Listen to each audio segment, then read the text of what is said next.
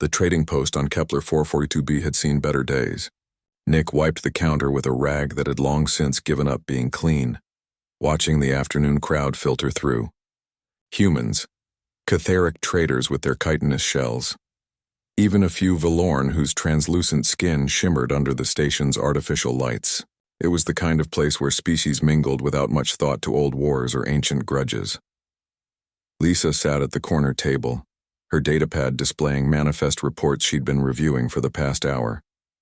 As the station's logistics coordinator, she'd grown accustomed to the rhythm of this frontier outpost, the hum of different languages, the smell of foods from a dozen worlds, the occasional dispute over prices or docking fees.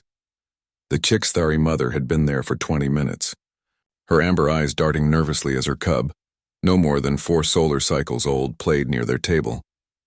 The Chixthari were a feline-like species, covered in silver-gray fur with distinctive markings along their spines.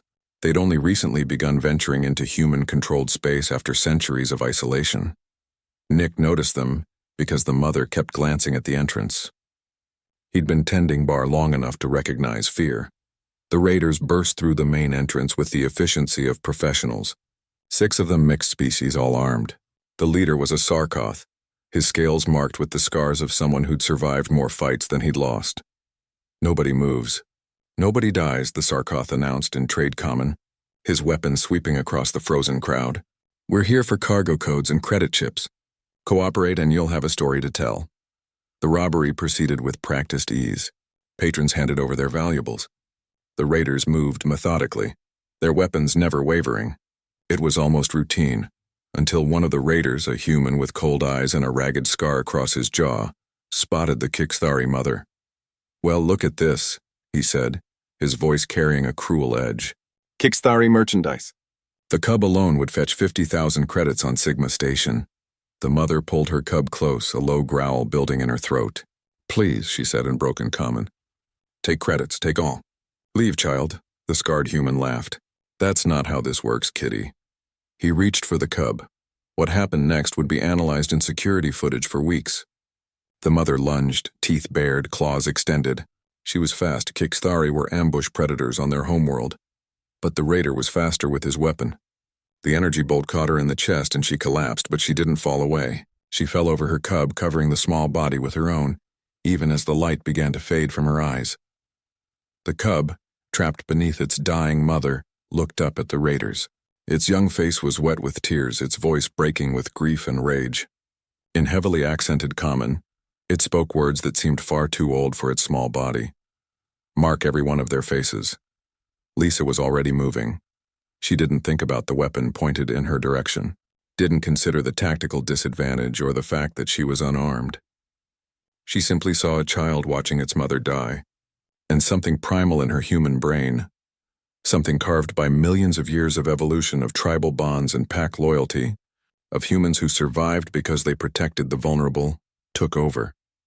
She crossed the distance in 4 strides and dropped beside the Chixthari mother and cub, placing her own body between them and the raiders. You'll have to go through me, Lisa said, her voice steady despite her racing heart. The scarred raider's smile faded. Lady, move or join the cat. No. Nick saw it happening and made his choice in the same instant. He hit the emergency lockdown and blast doors began sliding shut over the exits. Then he vaulted the bar, an old plasma cutter, technically not a weapon but close enough, in his hands. Station security is 3 minutes out, Nick announced, which was a lie, but a useful one. And you're locked in here with us. Something shifted in the room. A Valorn merchant stood up, then a Catharic trader, then 2 more humans from a mining crew. They didn't have weapons. They didn't have training. But they stood anyway, placing themselves between the raiders and the Chixthari cub. The Sarkoth leader assessed the situation with a professional's eye. He saw civilians willing to die for a child that wasn't even their species. He saw the calculation change from simple robbery to potential massacre, and the kind of attention that brought. This isn't worth it, he growled to his crew. Move out, now! They blasted through a service exit, alarms screaming, and were gone. Lisa stayed where she was, shielding the cub as its mother's breathing grew shallow. She held the Chixthari's paw, whispering words that needed no translation. The mother's amber eyes found Lisa's face, and something like understanding passed between them. Mother to mother, protector to protector, across the vast distance between species. When the mother finally stilled, the cub crawled out and pressed against Lisa, shaking with grief. She held the small creature as it wept, its tears dampening her shirt. Nick knelt beside them. "Security's actually coming now," he said quietly. "They'll find those raiders." The cub looked up at both of them with eyes that would never forget this moment. "You marked them," it whispered in common. "Not their faces. Their souls. You marked them with your choice." Lisa didn't feel heroic. She felt exhausted and sad and angry at a universe where children watch their parents die. But when she looked around the trading post at the Valorn who'd stood, at the Catharic who'd made themselves targets, at Nick with his improvised weapon, at all the others who'd chosen courage over safety, she understood something. Humanity's gift to the galaxy wasn't their technology or their weapons or their ships. It was this: the irrational, beautiful, completely illogical willingness to stand between the vulnerable and harm, even when it made no sense. Even when the vulnerable weren't human at all. The Kixthari cub would grow up in human space, adopted by Lisa and Nick. It would remember its mother's sacrifice and Lisa's choice.